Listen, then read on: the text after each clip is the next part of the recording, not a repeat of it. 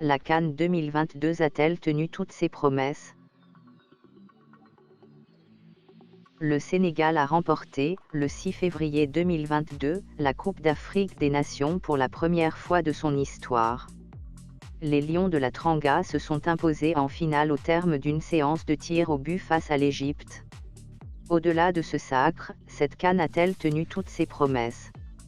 Olivier Piaroen, journaliste au service des sports de RFI, rentre du Cameroun et raconte: on n'est pas supporter quand on commente, mais on a le droit d'être supporter dans nos cœurs.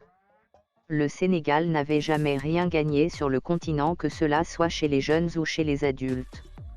Cette anomalie est réparée. La CAN n'a pas échappé aux mesures sanitaires liées à l'épidémie de Covid-19. Avec, au début de la compétition, des mesures trop strictes pour le pays, dit Olivier, où 5 à 6% seulement de la population est vaccinée.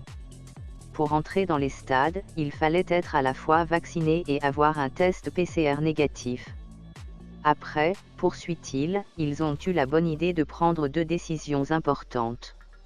Alléger les mesures sanitaires et décider que les écoles et les administrations fermeraient tous les jours à 13h. Cela a permis aux gens de pouvoir venir assister au match. Olivier Piaroen revient également sur le drame qui a endeuillé cette CAN. Une bousculade, le 24 janvier 2022, devant l'une des entrées du stade d'Olambé à Yaoundé, qui a fait 8 morts. C'est toujours très présent en moi. On ne vient pas dans un stade de foot pour commenter ce genre de choses. Il a fallu gérer cette situation. Ça s'est passé un peu avant les hymnes. C'est un concours de circonstances, ça peut arriver partout ailleurs et c'est arrivé partout ailleurs, mais c'est un sale souvenir.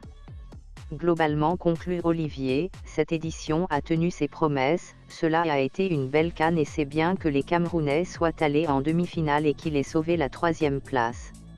Rendez-vous l'an prochain pour la 34e Coupe d'Afrique des Nations en Côte d'Ivoire. Source: RFI.fr